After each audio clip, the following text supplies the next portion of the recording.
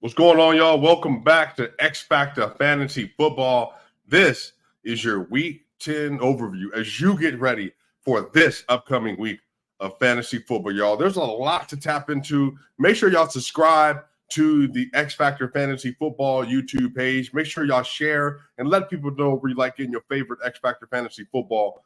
Man, I'm not going to hold y'all. The playoffs are right around the corner. We are literally 4 weeks away after this week from the playoffs starting weeks 15, 16, and 17. So everything is kind of rounding into shape. If you're where I am right now, sitting at about 4 and 5, these last 4 weeks are critical to securing your spot in the fantasy football's playoffs. And then if you're sitting at 7 and 2 or 6 and 2, or if you're sitting at a record of 7 and 2, if you're sitting at a record of 2 and 7, obviously, then you're more than likely out. But if you're 5 and 4, or you're 4 and 5, 6 and 3, 7 and 2, you're right in the thick of it. And really, this is a critical time about making good decisions about your fantasy football team. So this Thursday, you're getting the Panthers versus the Bears in this Thursday night football opportunity. And so this is going to be an interesting game just because a lot of people have been trusting in the Bears run game to carry them as they have been trying to deal with a swat of injuries at the running back spot. We're in the middle of a bye week. The Eagles are on a bye. So how do you fix and make sure that your roster is up to par in some of these fantasy football matchups? A lot of this is going to be a lot of key decision making. So this week, the Denver Broncos are returning off of a bye. The Bears, they will be on a bye. And that means you're going to be without, or not the Bears. Sorry, not the Bears are going to be on a bye. But the Eagles are going to be on a bye. The Rams run a bye. Cooper Kupp, A.J. Brown, they're all going to be down this upcoming week. So when you look at this Bears-Panthers matchup, what are some things that we need to be watching out for? So DJ Moore has had a little bit of an up and down season just because they've had to deal with the injuries, obviously, at the quarterback position since Justin Field went down. And they've had to figure out how to make the running game work with no Khalil Herbert. And so if you look at the running game with D'Onta Foreman, last week, 8.3 points. The week before, 4.6 points. The week before that versus the Raiders in week 7, 33 fantasy football points. And then now, obviously, getting ready to play a really crucial matchup versus the Carolina Panthers in a game, honestly, that they should be able to win, but the Panthers are going to present a very intriguing matchup for the Bears.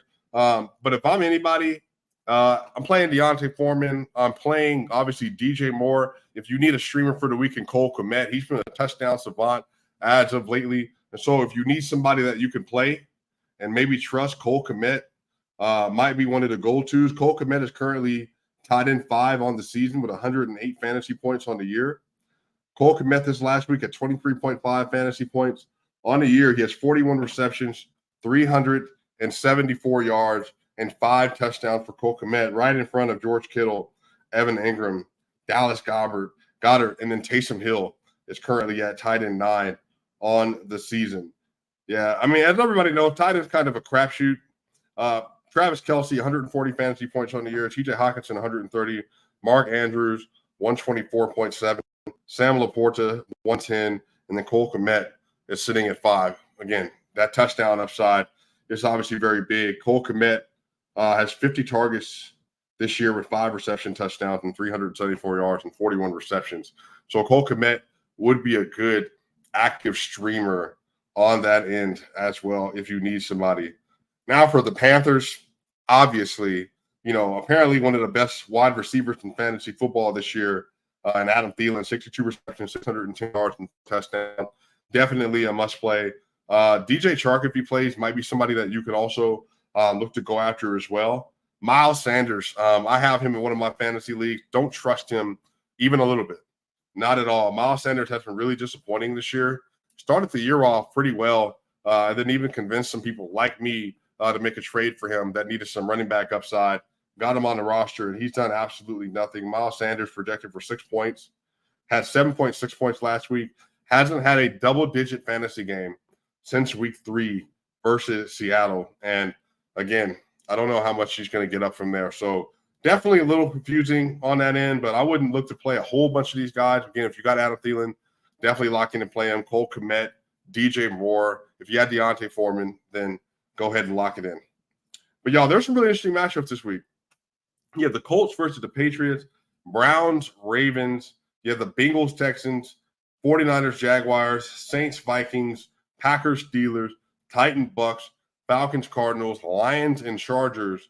And then you have the Giants and the Cowboys, Seahawks, Commanders, Jets, Raiders, Sunday Night Football. And then Monday Night Football, you got the Denver Broncos versus the Buffalo Bills, which should be an action-packed matchup. And so actually, that's one of the matchups that I'm looking for this upcoming week. I think the Broncos are kind of on the upside right now. They're going to be an interesting play because it looks like Javonte Williams could end up having a game. Basically, if you look at ESPN's ranking, the Buffalo Bills defense is 20th in terms of run defense value. And Javonte Williams had a really good week right before the bye week. And I said going into the year that, this is a player that, because of the fact that he's recovering from an ACL injury, could get better as the year goes on. It looks like he's going to continue to do that. I think Javonte Williams is definitely a plug and play. Stephon Diggs, Josh Allen, and Courtland Sutton also has had a pretty decent year as well. And that's somebody else, if you need a flex starter, I think that you can kind of point into. So in terms of the Broncos and Bills game, that's what I'm looking at. If I see the Colts-Patriots game, Jonathan Taylor, he continues to get more and more volume. I think over 70% of the workload went to Jonathan Taylor last week. Should look to continue. JT is an automatic starter. Michael Pittman, an automatic starter as well for that roster. If you have Ramondre Stevenson, then again, that's somebody else that you need to play. Ramondre Stevenson had a nice run last week. Ravens, Browns, Gus Edwards, top 10 RB on the year. Lamar Jackson, Mark Andrews, definitely players that you're looking to play. The Browns, if you got Cooper, this is a play for him.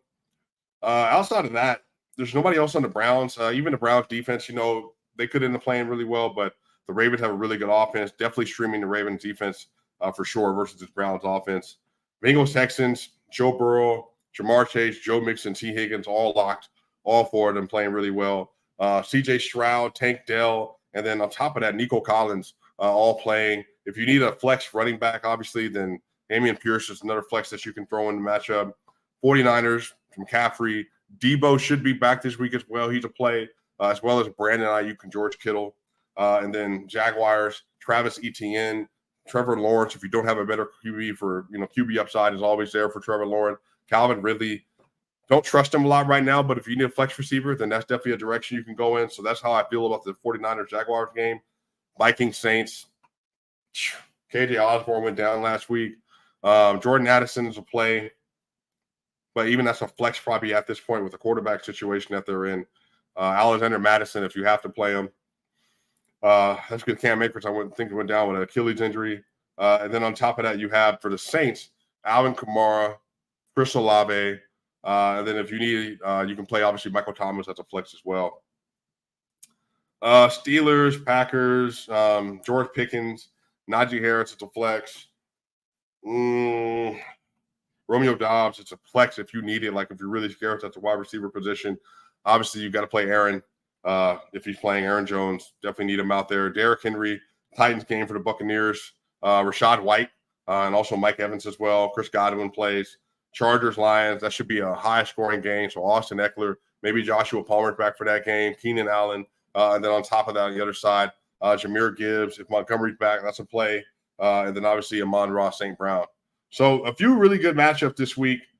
The Giants-Cowboys play the Cowboys defense. That seems like a lot of points going to be run up on their end because the Giants are now starting their third team quarterback because of the injuries that they had to Tyrod Taylor and to Daniel Jones. But Saquon Barkley, just kind of cross your fingers and hope to be able to get some touchdown upside in this game. Seahawks Commanders, Brian Robinson, Terry McLaurin, and that's probably about it. I'm probably not playing Sam Howell there. Geno Smith if you need a quarterback play. Kenneth Walker, Metcalf. Yeah, that's kind of hard, man. Tyler Lockett, obviously. It's a little tough with them with the receiver situation right now. And then the Raiders, Jets. Josh Jacobs, Devontae Adams, you ain't got no choice. You probably took him in the top 2 rounds. And then Garrett Wilson on the other end and Breece Hall.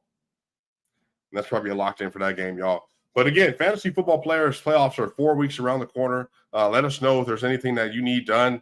any questions you have about your fantasy football lineups and searching the waiver wire for this week, y'all. And y'all, we'll be back next Monday to do week 11 and preview and then do a week 10 recap.